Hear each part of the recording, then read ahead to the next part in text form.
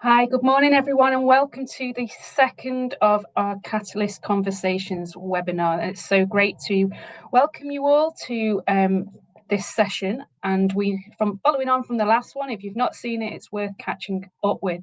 So just a little bit about our project. So you're hearing us live from the University of Salford.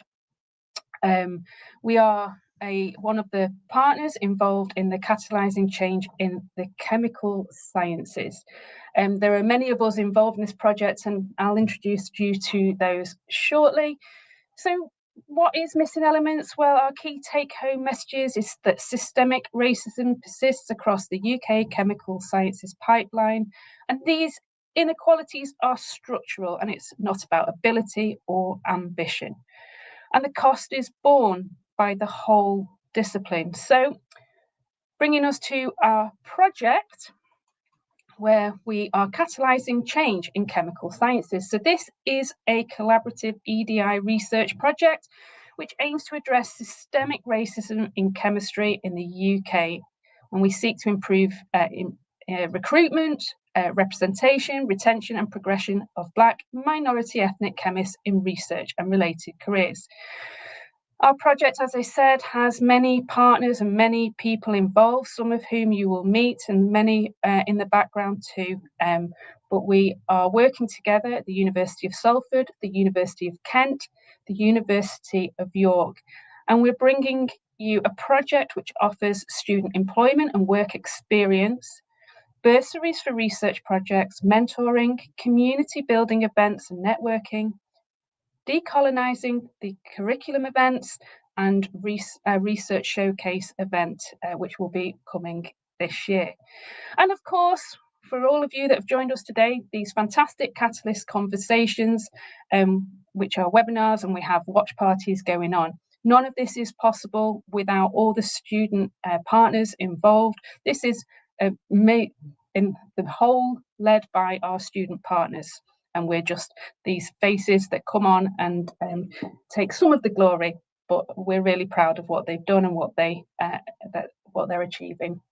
So we'll move on to the schedule for our Catalyst Conversations. As I said, this is the second in a series of 7 conversations, and today we'll be joined by William and Caroline from the University of Salford, where we're going to be discussing belonging and self-belief. So no more shrinking, overcoming imposter syndrome and owning your space. So It gives me great pleasure to introduce both of these speakers. So I've worked with Dr. Caroline Topham since I've started at the University of Salford, and she is still a biomedical science lecturer, but she's also a practicing counselling and psychotherapist. So she'll be exploring how imposter syndrome affects scientists at the intersection of research, culture, and mental well-being.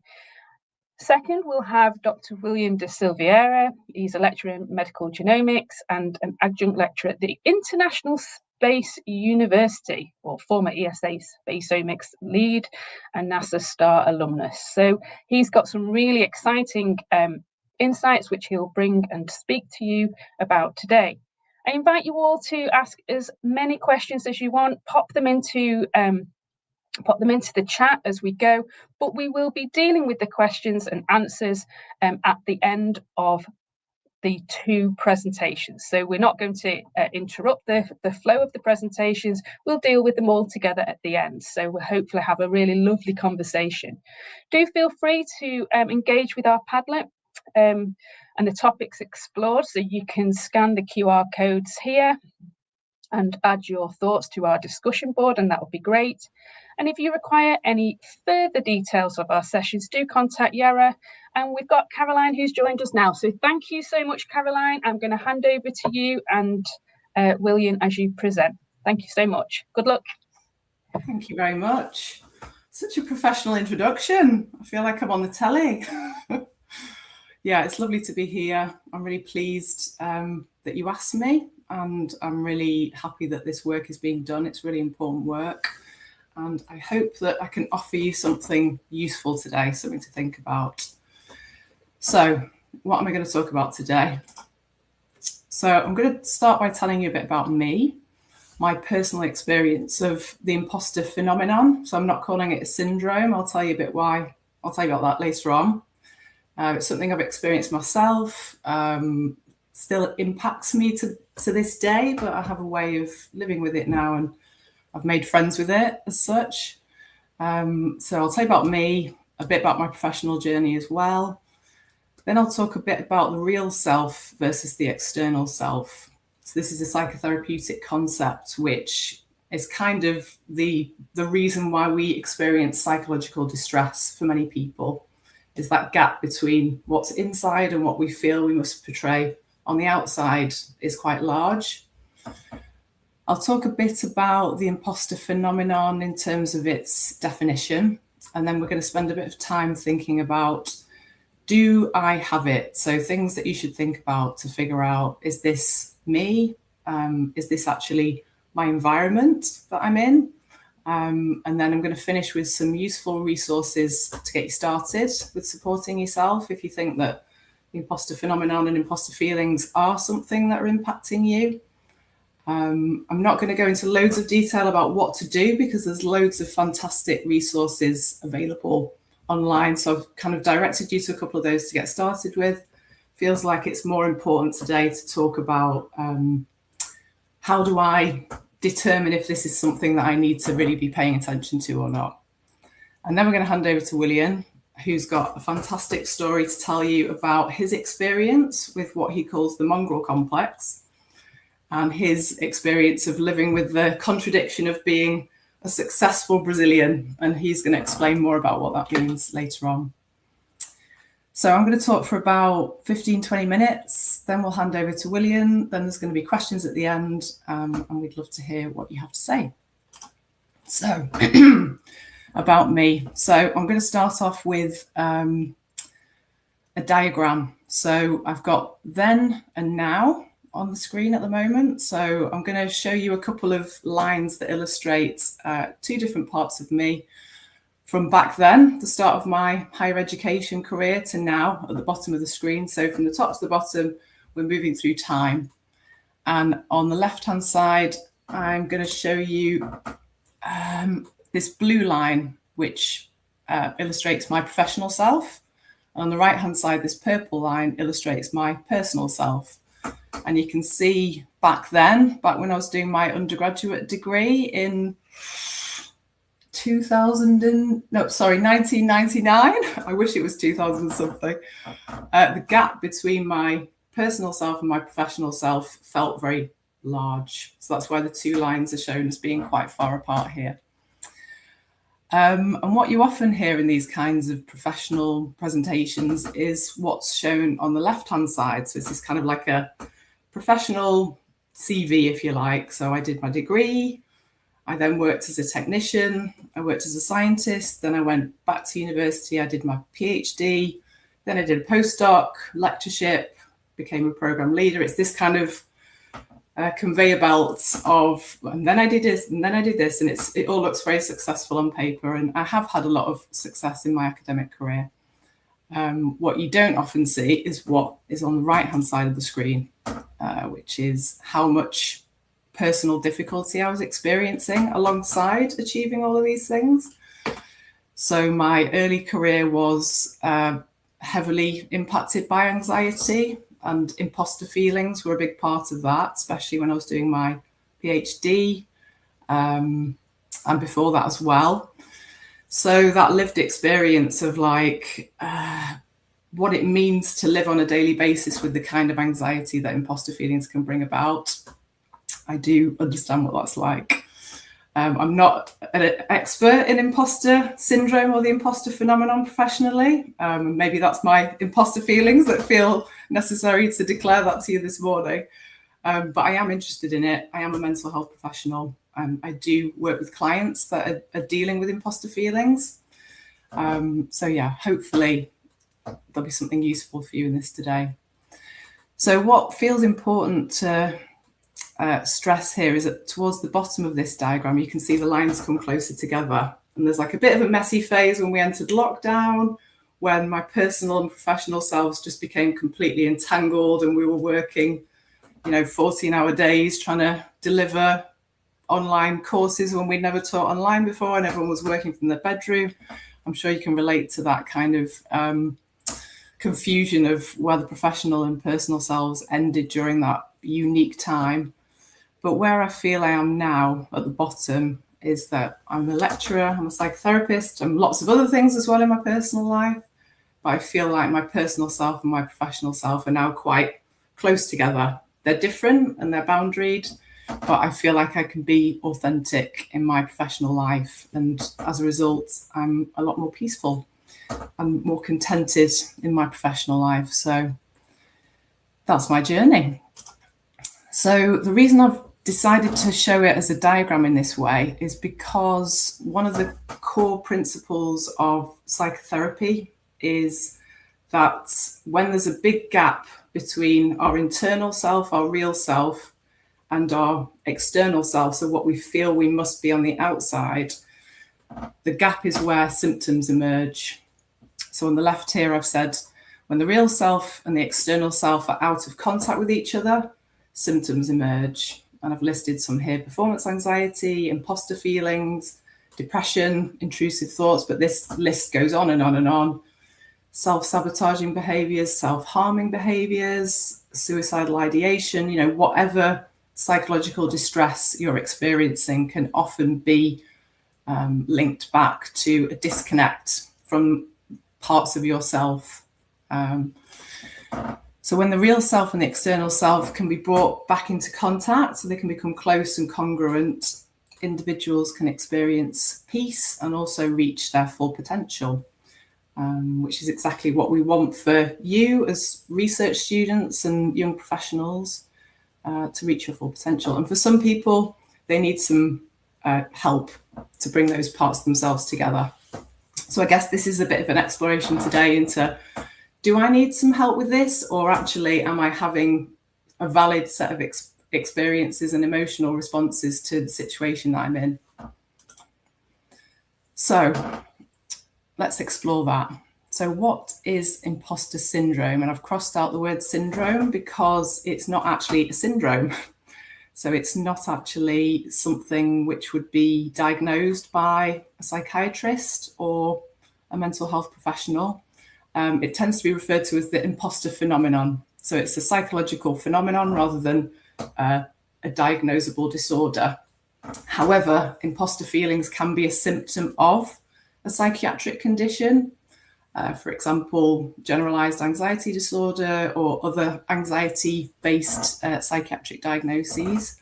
But in and of itself, it's not a syndrome as such. But it's very real and it's very common, actually. And it's defined by individuals who struggle to internalize their successes and achievements despite objective evidence of the success.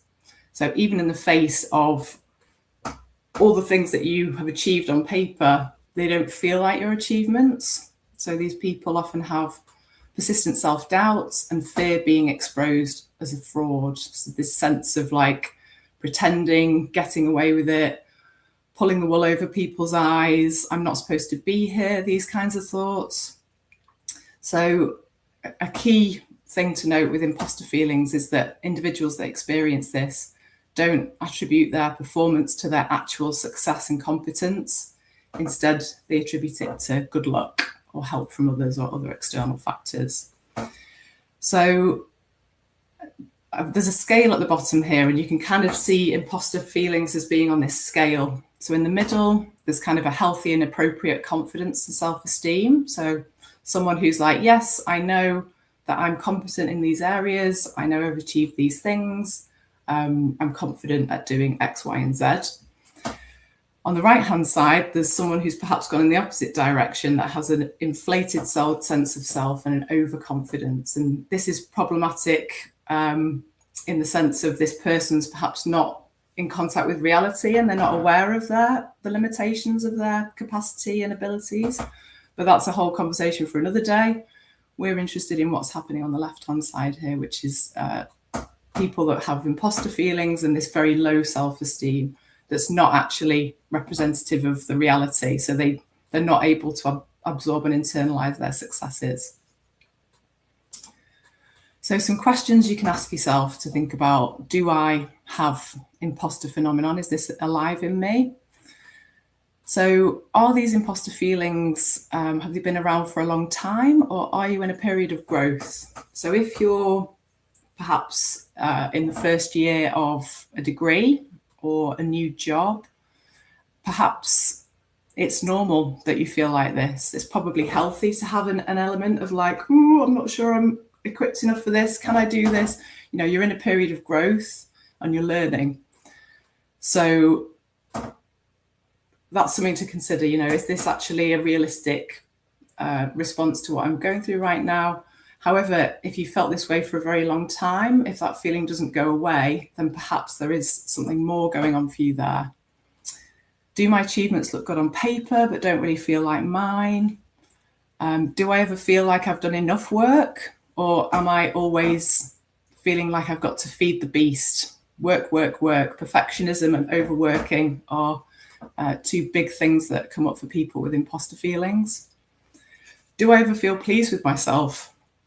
So do I ever feel satisfied with my work and the standard of it?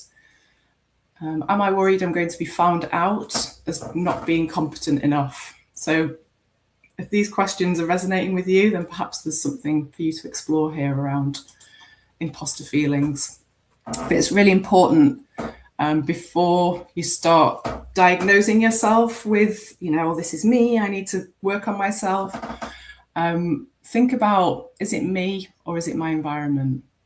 So a sense of belonging is extremely important to humans. We're hardwired to need to belong. We believe it's linked to our survival. Evolutionarily speaking, it was. To be excluded was to die. And that's the kind of evolutionary heritage that we live with in our nervous systems today. So belonging is incredibly important, but there are lots of reasons why people feel like they don't belong, and they're not all due to the imposter phenomenon. So it's interesting to know that the imposter phenomenon was first described in the 70s, and this was following the study of women entering academic workplaces. And there were some very real reasons for women to feel othered in these male-dominated spaces at that time. So think about for yourself, what might be happening in here, what's mine, what's my psychological process that I'm bringing to this, and what's actually the reality of my workplace. So what external factors may contribute to your imposter feelings? We know that systemic racism exists. That's the whole reason that this seminar series is here. So how might systemic oppression affect your sense of belonging in the workplace? And are your imposter feelings a result of actually having low levels of external validation because yourself, your characteristics, your communication style is not considered to be welcome, is not celebrated, is not accounted for in your workplace? And I think there's a video that I've linked to at the end by an American psychologist called Raquel Martin, and she talks about how in her client base, and she works with a lot of Black clients, actually she doesn't meet people with imposter phenomenon or imposter syndrome. She meets people who are dealing with the consequences of working in a workplace that is unwelcoming to them. So if you consider all this and you decide that your imposter feelings are actually not a true reflection of your situation, or perhaps there's a combination. Yes, there are external aspects that make sense to me, but there's something more going on for me there, then there may be a different root cause. Something to think about, and something that you would explore with a therapist if that was something that you wanted to do. What negative beliefs does your real internal, most personal self have that may be the root cause of your anxiety? And how hard is your external self having to work to deny this belief? So overworking and being perfect is a way that people cope with having these negative self-beliefs. So some core beliefs I often meet in my therapy room, which can be overcome in time with therapy. You know, people fundamentally sometimes have beliefs: I'm stupid, I'm not good enough, I'm only okay if I'm perfect. A lot of people come to therapy with the sense that they're somehow a bad person. And through the process of exploring where these came about, people actually learn that these are false beliefs. We make decisions about ourselves based on how we experience life in our childhoods, whether that's how we experience the world, how we're treated, and we make mistakes. We decide things that are actually not true. So in the scale here, I've shown in the middle, for the people with imposter phenomenon, the reality is distorted, and they're not actually able to see that they are competent and they are capable and they have achieved these things. They deny reality in order to hold on to the core belief, the negative self-belief that they're somehow not good enough. So if this is you, then perhaps working with a counsellor or therapist would be a useful way forward. So some useful resources for you before I hand over to William. So this is the short YouTube video. It's only about 8 minutes long. It's really worth a watch about, you know, the current understanding of the imposter phenomenon doesn't account for the reality of being in an unwelcoming environment as a member of a minoritized group, whether that's a racialized group or because of queer identity or because of disability. So yeah, make sure that's on your radar as you're thinking about this phenomenon in yourself. Places to begin your research on overcoming imposter feelings. There's just a couple of blog posts there, one from the British Psychological Society and one from an American professor in psychology. And then if you think that counselling or psychotherapy might be the way forward for you, then there's some links there to get you started. So your university counselling service could be a good place to start, but it might be that if this is a really entrenched negative self-belief for you, then some kind of longer term psychotherapy might be what you need. And you can have a look at the other 3 links there to get you started. And thank you for your attention. I'm going to hand over to William now. Great. Thanks so much, Caroline. That was absolutely fabulous. And I have so many questions, which we'll bring up at the end. So prepare yourself. William, over to you. I can't wait to hear your take on belonging and self-belief. Thanks so much. Okay, thank you and good morning, everyone. I think this is a good transition to make from what Caroline was saying to more like a personal experience that I had. So I'm dividing this. Oh, sorry. just a little more about me before I start, because part of it is necessary for me to show off. Okay, sorry for that, but if you're talking about yourself, not believing on yourself, showing that sometimes you should is interesting. So who I am right now? So I'm a lecturer in medical genomics in the University of Salford, something that I'm very happy to be. I'm an adjunct professor at the International Space University. Yes, there is a space university.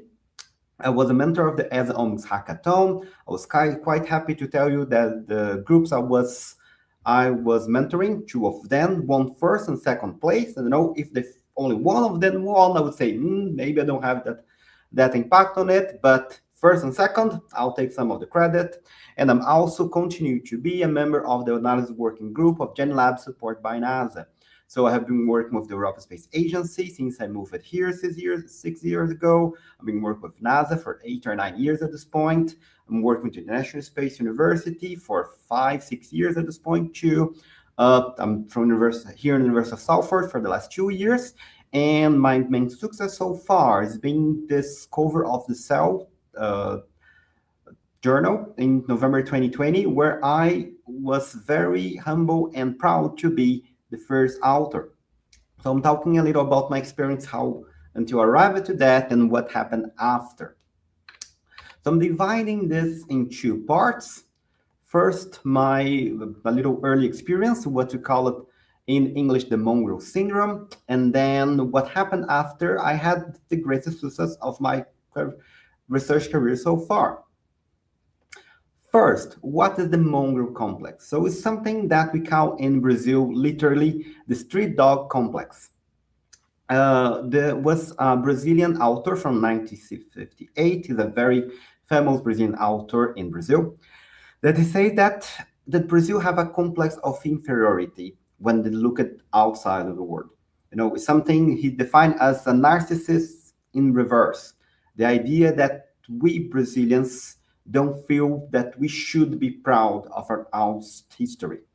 And of course, this is wrong. Of course, we should, with one of the 10 biggest economies of the world, like a lot of big things. We have a huge territory where a lot of other countries around South America broke down with smaller ones. We made a lot and we did a lot.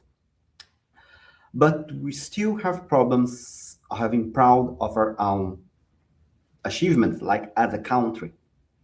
Part of it is of course your good and old racism. So one thing that I'm not proud of Brazilian history is that we were the last one in the whole world to abolish slavery, and we still have like a huge majority of African descended population in Brazil, and they're not a minority. They are a majority, but they're still not well represented in place of powers or economically speaking or educationally speaking. In my class when I was in uni, and I was in a very good university back in Brazil, we have not even a single Black person. And one of the things we have there is, and it's very well represented by this painter called the Hans Redemption. Let's not start too much on what this religious figure is the point that we have the process of whitening on Brazil, at least the trying of whitening. Well, when Brazil abolished slavery, one of the things the Brazilian government tried to do when they did was to bring a lot of Europeans from Europe to improve the population and to make Brazil more white. And something that's very common there is you have a family situation like that. Have one generation when you have people of Black heritage, like Black people, and then like the mixed races on the first generation, and then this mixed race like got married with more Europeans, and then what you have is that the family that was majority Black and 2 generations ago, you start to have like a white child, and this is the history of my family. See, my grandma is more or less of this color. No, she's more or less brown. And she married my grandpa, and my grandpa was genetically Italian. He was already second generation in Brazil, but they have married in the community. So this happened in my family, and there's a totally different story to tell when I discovered that I was not white when I left Brazil, but that's a different story. So this whole story that Brazil want to be white, at least the little Brazil want to be white, but they see themselves as this mixing as a bad thing, and we're still like overcoming that. But again, a very complex story of why this is a feeling in Brazil. But we do have some other metrics that help people not to be that confident. One of them is about Nobel Prizes. And if you see like the top 10 Nobel Prizes here, you see that USA in first, UK second, congratulations UK. And you see Brazil, how many Nobel Prizes we have, and we have 0. And just want to make the point that Argentina have 5. And if you know anything about Brazil and Argentina, our relations with them is more or less the relation between England and France, and we don't like to talk much about it. But the point is that there is a cultural point that we as a country have problems in being proud of ourselves. We look outside and looks much better. We look to the other people's education, other people's achievements, and to think, who we are with that. And for me, when I started to think about going outside of Brazil, I was not that confident. I was kind of okay. Let's see. I was happy to try and see what I could learn, but I was not that confident of what was going to be there. I was a good student. I was praised by my peers. What is going to happen when I go outside? What will be the thing? And the thing is that I left, I got overseas. My first experience was in France, in Montpellier. This is my first experience with snow. You can see almost no snow here. That was my first experience. Montpellier is in the south of France. I was in the Institute of Cancer Research in Montpellier. And the good thing here is that I really started to see like, I'm kind of okay.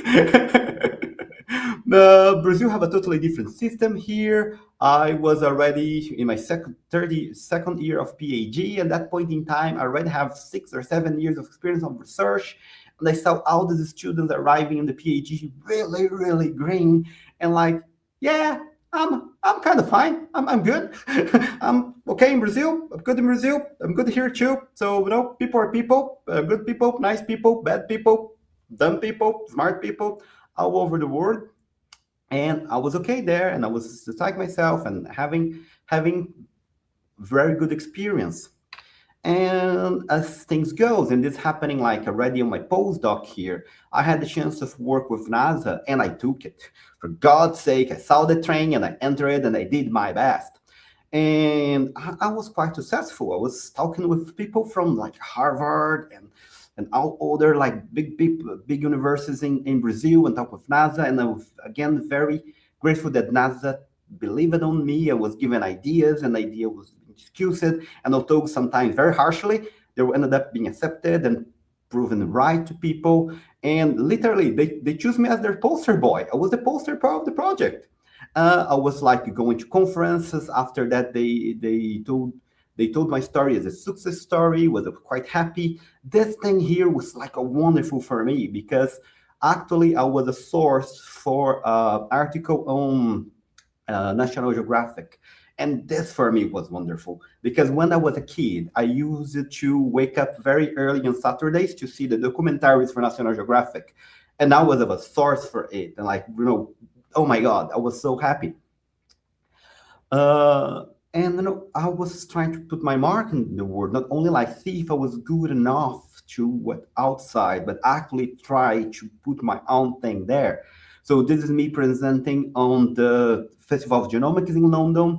Because you can see here was packed. I was very happy with that. So I was presenting in the capital of England, and then I was presenting on the capital of the European Union. And then I was teaching in Strasbourg, also very important for the European Union. Then I was invited to teach in Portugal from the International Space University. And this is me visiting the European Space Agency. Last year I was visiting the train at Center for Astronaut Training, also the ESA. And then here's me on Vietnam with some students. So I was around. Like the cure of this syndrome was being around, see people, and see that, people are people. They're good people, they're bad people, they're dumb people, they're smart people. That's from all different origins. And of course, there's no way for you to do that and not to be influenced back. And here was me in Lisbon. That was a quite emotional time for me because some of my heritage come exactly from this place. I have, like, of course, a mixed origin, but the Portuguese origin, I'm very sure that at one point in time, a Silveira person took a boat here 400 years ago and ended up in Brazil, and here I was back. I lived in Belfast, I lived in Charleston for a while, and this was proper snow. I have a goddaughter, then the love was mine, and for God's sake, she's 10 years old now. She's so big. I was in San Francisco, I was in Stonehenge, I was in Korea last year, I was in Philadelphia and London. So I was able to go around and see that, yeah, that's good. That's me. That's fine. And I think I was just going to give you some seconds here. That's a very important post that Cell did for me after the publication of our work, where I tell about my experience. Cells was this project called Face of Cell, where they bring attention to ADI, to people who different minorities that are part of their publications. Sorry that this is in Portuguese. This basically saying, don't forget where you came from. I will give you just 20 seconds here to read what it is, and I'm going to pass to the order, okay?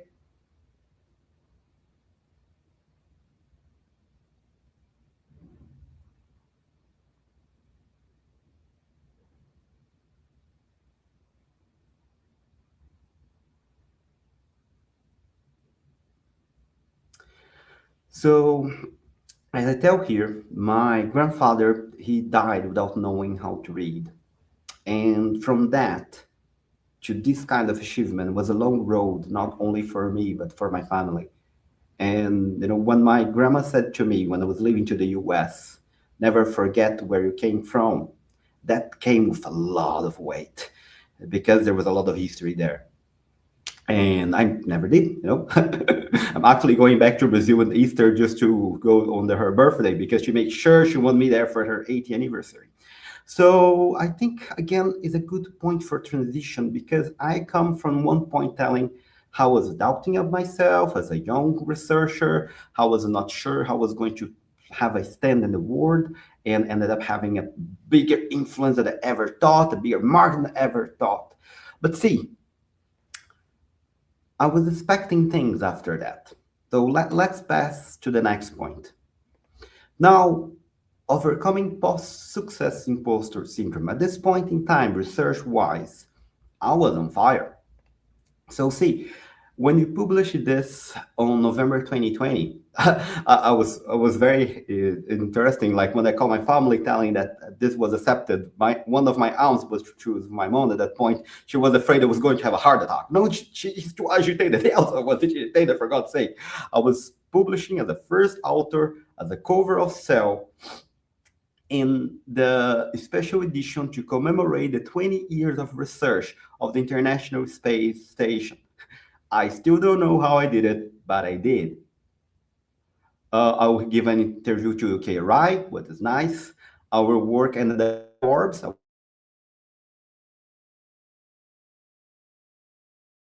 My alma mater, University of São Paulo, did a whole interview for me and the cover of their journal. One day I woke up after, and there was an email of the Italian Institute of Astrophysics, and I was like, I don't even know how they found my email. We ended up in their Spiegel, and as I keep telling, we ended up in 198 journals, news in 32 different countries, but who's counting? And one thing that happened some years after, so this is 2020, this is from 2023, every 10 years, in the United States, the National Academy, that is an organ organized by the United States Congress, they put a group together. Then what they do is they call it the Decadal Survey. They took the most influential and important articles from the field on the last decade as a base to build a strategy for the next 10 years. And that's me, just here, in the beginning of biological mechanism metabolism. Boom. So the work was part of the work that Da Silveira et al., I am Da Silveira, was being recognized as one of the most important works on the decade to be used for the building of the next decade of research and space biology. I was quite happy. I was quite proud and still am. So what I was expecting after a success like that is that no, life will be easy. I remember talking with a friend of mine before we got accepted in the research. Like the moment this got on press, the moment it's online, I'm going to go to HR and say, where is my lectureship? At this point, I was a PhD, I was a postdoc, without the problem being as postdoc is. So this was expecting like Aladdin. If you know this music, no, you never had a friend like me. I'm not going to sing this music for you, but it's basically the genie saying, oh, whatever you want is yours. And this is what I was expecting. I was expecting that from that on, I knew that I achieved something that was very difficult. I knew that I achieved something that very few had. And I thought that would guarantee the next step to be smooth and easy and you be all flowers in the future. And of course, because this is about imposter syndrome, you are aware that this is not what happened. What happens, and I don't need to give much details or names on that, is that I was recognized as a threat. I was, after that publication in my institution, I was threatened with an investigation of anti-ethical behavior because people who wanted to be more part of it in the publication and they were not that much part of it during the work feel threatened by that situation. The person even sent me an email apologizing because the person has to protect his work. Not giving details on that, but at this point, I did what I did all the time. I read the whole regulations about what was an anti-ethical behavior and what an investigation would be. I waited for the email. The email never came. But at that point in time, I realized I had to go, and I had to go faster than late, faster than I realized. Sooner than later. It was quite sad for me. Again, I was not expecting that. Academia can be quite toxic, and I was experimenting a lot of toxicity at that point. And I ended up finding a job. Was a temporary job in the beginning, ended up being permanent after a while. It was again, I'm very glad for the opportunity I had there. I'm very glad for the people I met there and for all the things I learned as I was there. But the thing is that I ended up from the university, from the Russo group, with the idea that was happening for me in the future and that's going to build my group and so on, to a very small university in a small city that's now fighting for their own life, as many small universities in the UK are. A university with very good people, but very low infrastructure for research. They didn't have the ideas or the plan to be big on research, and I was struggling. I was struggling a lot. I have no social life. I have this whole thing that currently was feeling about feeling part of it. I simply had not. I could not feel part of the city. I could not feel part. I was not feeling part of the whole thing itself. I didn't feel that I mattered in a lot of ways. Then I remember something that bothered me a lot. There was a statue in front of the university, close enough to the university, and it was a man faking that was like, no, as a kid, it was flying. It was down there saying, a man cannot fly. Oh my God, I have to pass that through that statue every single day. And it's really mad with me. And was bad. It was 3 years of feeling basically exiled. I feel myself in exile in this one. I keep trying, and nothing was happening. I kept going to trying a new job, and nothing was happening. There was one university that invited me to 3 different interviews, and at what point, like, you know what, you hire me or you stop invite me to interviews for a job. And my hugest fear, and I don't know if you know this movie, It's an old movie at this point, from 1996. It's a very nice one if you ever had the chance to watch. Is about the band in the 60s. They became quite successful, and they are one hit wonder. They have one music called That Thing You Do, and the story is that how they become successful, how they get the best they could for this on the music, and as the music stopped losing their popularity, they were not able to put more things, and how this influenced the whole band. I think it's interesting here, So if you see what the movie is about, in every life there comes a time where the dream you dream becomes a thing you do, and this is what happened with me. I live the dream. I was aware I was in the highest standards of science. I was that was possible, and after that, nothing. After that, I got to the highest to down, and I was not able to leave. I was not able to get out of the situation. My greatest fear at that point, and at that point in time, I was already doing therapy for a while, and I was talking to my therapist. My greatest fear is that I am a one hit wonder. I have one hit record, and that's it. Maybe that's it, and maybe I should be happy with it, because some people never do that. There's some people not never having this one hit wonder, and I had it. I should be happy. And I was thinking, what I do, what I can do, and I keep trying, I keep not achieving anything. At one point, start to be very difficult, because I was expecting at that point in my career to be achieving things, to be able to have the jobs I want to have, and I was not able. So what I did after that is that I'm a very hard head, a very, very hard head. And as you can see, I love movies. So I remember advice from a very, very interesting movie, when life goes you down, what you have going to do. And I'm again not going to sing for you, but hopefully you are. And the second was the strategy for the Alcoholics Anonymous, forget the name now. That's one day at a time. I think this is like a very interesting. So I was doing as best as I could, one day at a time. And I keep doing as best as I could, as much as I could, for as long as I could. But the point is that I was really thinking I was already being very, very down at that point. In 2022, I was able to publish. Let's get back to this slide, because this is an evolution of the first slide. This is literally a slide that comes from my job interview here at Salford. And I was telling here is that this is me. But this Vici et al. Is my first article as a supervisor. First ever was a supervisor.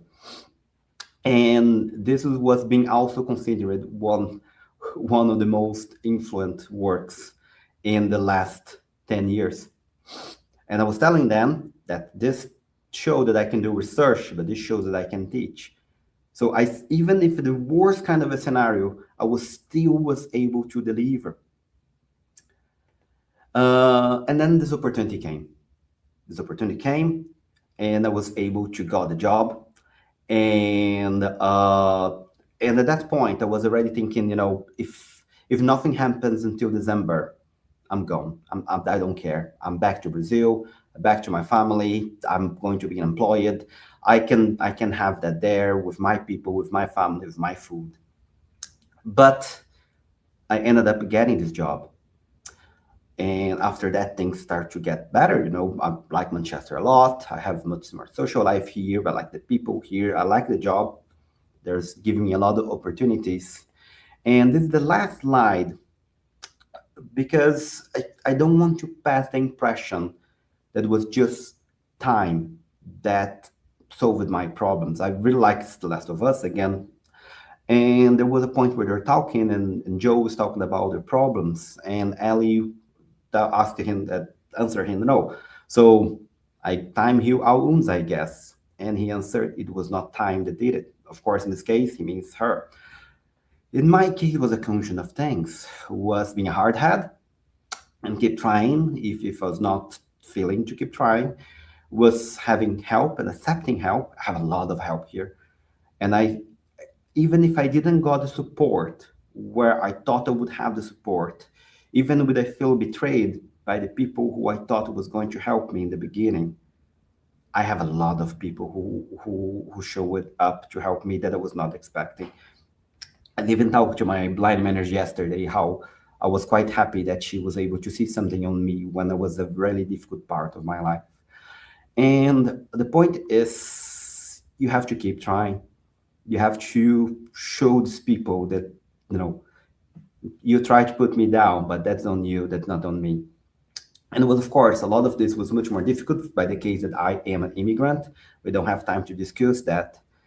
But if I have any advice for that, and for whatever it's worth, keep trying. And at one point, when there is a chance, take it.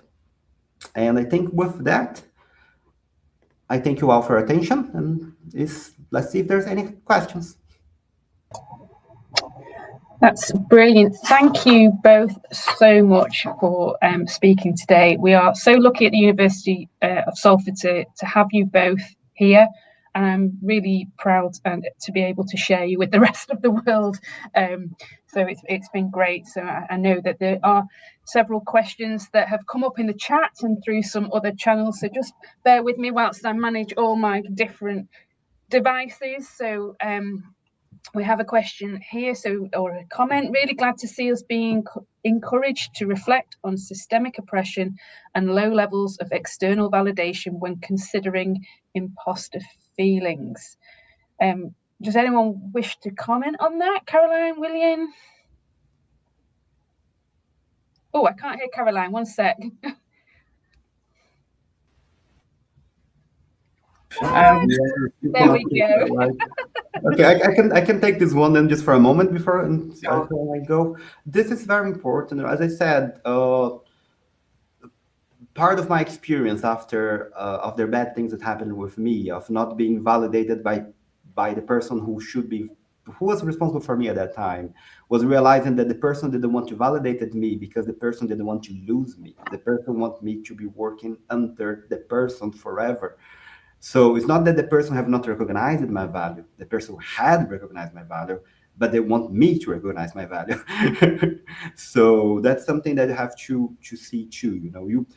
You have to go around and ask different people, and also try to trust more in yourself. Yeah, and for me, it's really important. I think there's a history with how people experience racism as well, about them being made the problem. It's your problem. It's rather than reflecting on the reality of the situation. I think there's a temptation there with the imposter phenomenon as well. It's like, this is your thing that you have to deal with, when actually it might be a very valid response to what's happening in your professional life. So yeah, I think it's really important that that's a part of the consideration. So can I just follow up on that then? What role do you think that leadership or organizational culture has in reducing these imposter feelings? Do you think that they should have a big role, or? Yeah, I guess that kind of boils down to the sense of belonging, doesn't it? And we know that's a massive problem for a lot of people in the workplace, not feeling like they belong, not feeling welcome, having to code switch a lot in order to kind of survive and get by. So yeah, it's absolutely the responsibility of organizations, whether they see it that way. That my sense is that that's not such a known thing, but that's my personal opinion. Yes. Yeah. Great. And we've got, thanks there for a thought-provoking talk, and you've given people lots to think about. So yeah, I absolutely agree. I've taken so many notes. So then we have, when I feel like an imposter, whose standards am I measuring myself against, and are they realistic? Oh, that's a great question, isn't it? And that's absolutely the kind of, I love that. It's like that question of like, what's enough? Like, when will I have achieved enough? So I think exploring that kind of question is fantastic, because it might be that you've got inside of you a set of standards that don't actually align with your real self and your core values, but have been kind of imported by parents or society or other powerful voices in your history. I love that question. Yeah, That's things to explore with yourself, your friends, your therapist. Yeah, I just want to make the point here on that others, like comparing and the standards can be quite dangerous. We compare to what and comparing to others is always complicated. You don't know the other person's story. You don't know how difficult it was for them or how easy it was for them. Academically speaking, it's always more difficult for women to do things and for immigrants to do things. When I arrived here, I have to rebuild my whole network. I have to start to learn how the system works. I knew how the system works back in Brazil. I had my network back in Brazil. People knew about my university back in Brazil. Was here, I have to start from zero twice. So having that in mind, it's don't judge yourself by the success of others. Judge yourself by yourself. I'm better today than I was yesterday. I'm going the direction I want to be. Took me 3 years to be in the position that I hope to be 4 years ago.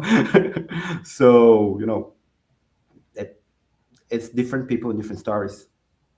That's great. We've got another one. Awesome. What an incredible experience. Thanks for sharing. And I absolutely echo that. So then we've got a question for William. Such an inspiring talk. I'd love to hear more your advice for people who arrive into a new country. How do you find your space and people? Whoa. I think I'm still learning that. I'm still learning how to do that. First thing, I love Manchester.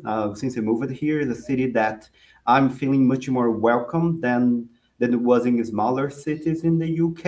It's not that people were not good. It's not that. They're very friendly and everything. It's just that it was much more difficult to find my people there. And it was so much easier to see that I was not from there. Where in Manchester, I'm just one of the crowd and just really welcome, so on. I think keep looking is part of it. As I said, after a while, I'm much better now. But when I was back in my older city, at one point I started looking because it was so difficult for me to find that I didn't have the mental energy to keep trying and to keep failing. And to having support on that's important. I think as a man, and a man from South America, quite macho society, asking for help is a lot of times seen as a weakness. Realizing you need help, asking for help, and accepting help is good. And not doubting that the people being nice for you is because they like you. That's something. Why are people being nice to me? I'm not some of that anymore. So that's part two. But there are people out there that aligns with you, and you have to find them. Brilliant. I'm going to ask Caroline 2 very quick fire questions with a minute to respond to these. So the first one we can see, I wonder how much has life outside of the place where you work been crucial to feeling? And the second one is how important is what we do outside of work critical to moving beyond imposter? And it says syndrome, but I'm going to adapt to feeling. So if you could do that in a minute, Caroline, that would be great. Yeah, I think, well, we're not just our professional selves, are we? So I think whatever you can do to learn about who you are, what your core values are, and how they overlap with your professional life as much as possible. That's been really important for me in terms of being able to bring more of myself into my work, feeling that kind of contentedness and authenticity. What was the second question? I've forgotten it already. 10 seconds. How much has life outside the place where you work been crucial to feeling? Yeah, I think really important. It's really important having support networks, having places where you do feel like you belong, having places where you feel like you're accepted. All that stuff resources you to be able to, withstand difficulties in the workplace, and it gives you the confidence and the tools to kind of practice being more of your authentic self at work, if that's available to you. So that brings me to my final 30 seconds to thank you both again. I know there'll be more questions that come through as we view the recording. And for those who are accessing via the recording, please do add your thoughts and messages to the Padlet that was shown throughout this presentation. Our next Catalyst conversation is on the 27th of January from 1 p.m. with Dr. Sawat Howe, who will be talking about intellectual property and research impact. It's been fabulous to have you both. Thank you so much. Thank you. You're welcome. Thank you.